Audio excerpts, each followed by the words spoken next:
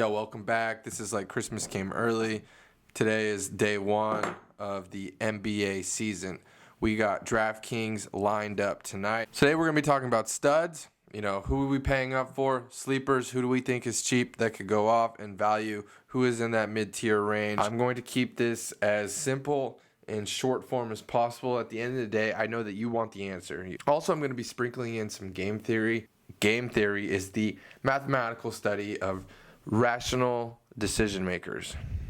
What the hell does that mean? What is the field doing, and how can I pivot? How can I respond? With that being said, we're going to dive right on in. The number one stud of the night, if you don't play him, you probably will lose, is Steph Curry. Steph Curry is probably going to shoot 30 times tonight. 15 of those will be threes. He's playing in the highest over-under game of the two games. There's only two games. There's no Klay Thompson. There's no Draymond Green.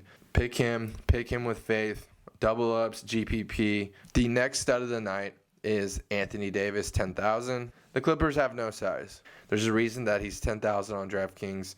He most likely will get in the 50s and then has upside beyond that to 60s, 70s, etc. Kawhi Leonard most likely will be guarding LeBron tonight, which is a tough matchup for LeBron. There's nobody on the Clippers that can guard Anthony Davis. There just isn't. Anthony Davis is going to light up the Clippers. That's a fact.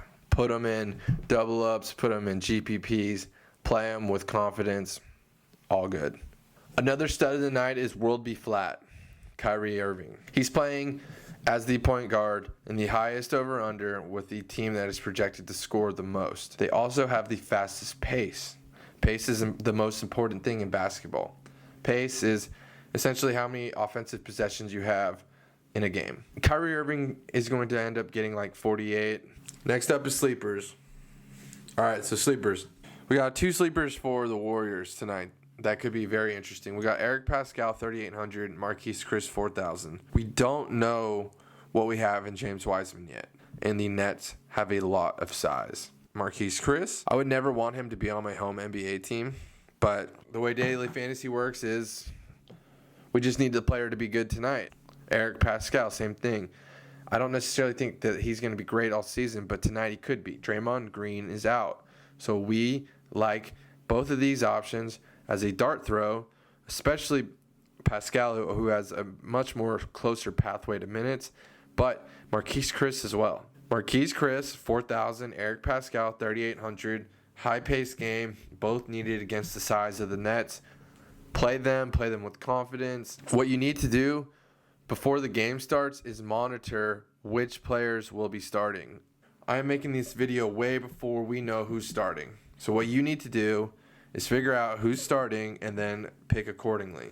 Next for the sleepers, we have Luke Kennard. With Marcus Morris being out tonight, Luke Kennard has value.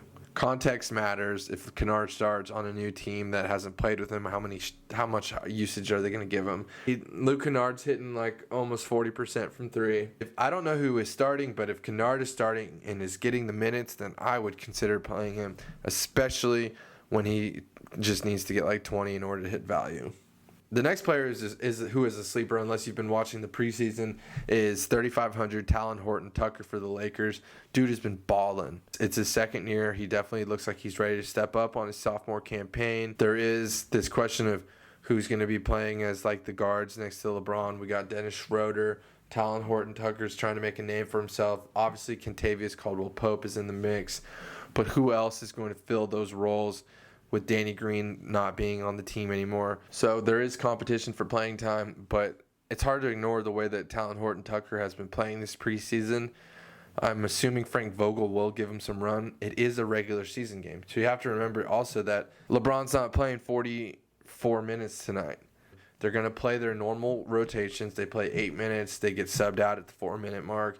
So these guys like Talon Horton-Tucker, Luke Kennard, Marquise Chris, etc., they hold value in that, sure, they're not starting, they're not getting that many minutes, but all you need is one of them to just get 15 points and 3 rebounds, and all of a sudden that guy's on the winning team tonight for DraftKings. Now we're going to be talking about value tonight.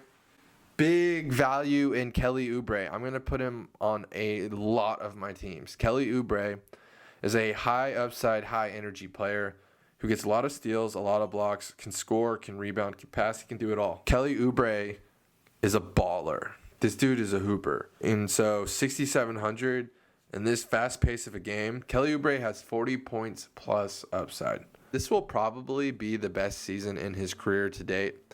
So I have full confidence in Kelly Oubre coming through tonight. I'm putting him on double ups, GPPs, everything.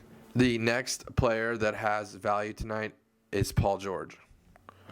Forget whatever you just watched in the postseason.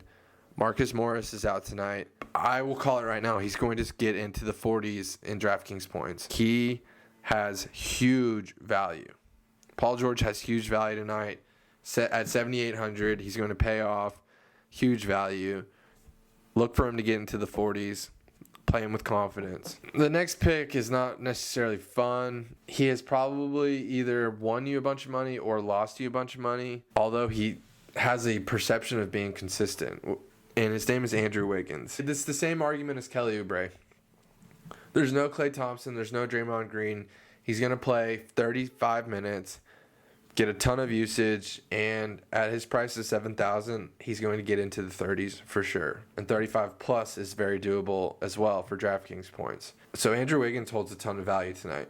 Next up is game theory, which is the strategic interaction among rational decision makers. What the hell does that mean? What do we do in a situation where everyone has the same information, but we don't know what our opponent is going to do? So that would be the prisoner's dilemma. That's the famous game theory situation.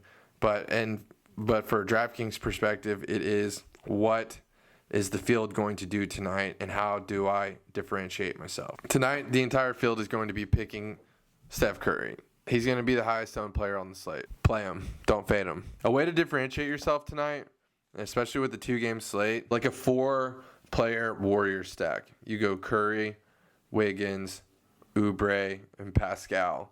Curry, Wiggins, Oubre, and Chris. Because they're super depleted, their prices are fairly low, and their usage is going to be sky high. Lastly, DraftKings 2-game slates, especially in NBA, can be very profitable. One game could be 104 to 98, like the Lakers-Clippers. That could be a more defensive game.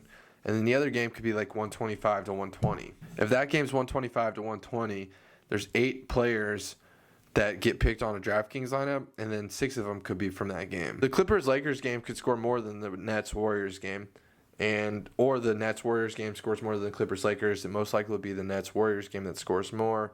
So what you want to remember is I want to have stacks in the event this game goes into overtime. I want to have stacks in the event this game just legitimately is way higher scoring game than the other game. So you want to have different lineups with different stacks that produce different simulations. It's a weird way to think, but the way you win is simulation-based thinking. So how many times out of 100 does Kyrie Irving produce tonight? Probably 70. But there is a world where 30 out of 100, he does awful. He turns his ankle. He gets into foul trouble. If you have multiple lineups, you don't want to lock any player at all.